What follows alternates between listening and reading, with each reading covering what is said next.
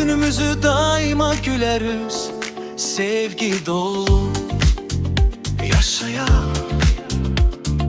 Bu hayatta birbirimizi başa düşer, mehriban ola.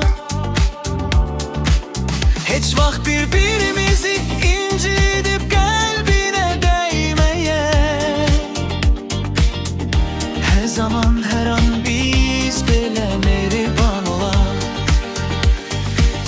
Koy her bir zaman sevdiklerimizin qədrini bilək.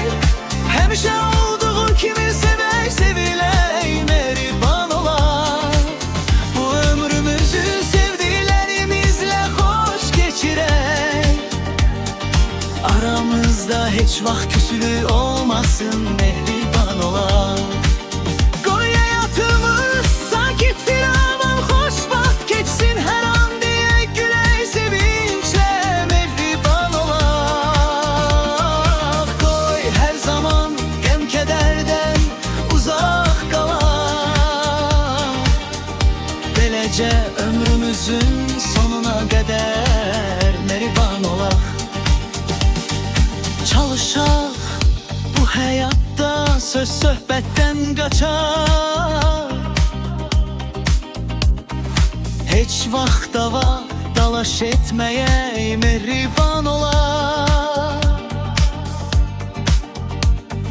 Pis insanları özümüze yaxın buraxmaya. Onlardan uzaq hüzür içinde yaşaya, mehriban ola. Her zaman etrafımızda bizi sevenler, sevdiklerimiz olsun. Onlarla birgə hayatın dadını çıxaraq, mehriban ola. Bəzi baxıl insanlar da bize baxıb dəli olsun. Onların acığına həmişə bir yerde mehriban ola. Her günümüzü daima güleriz, sevgi dolu yaşaya. Bu hayatta birbirimizi başa düşək, mehriban ola.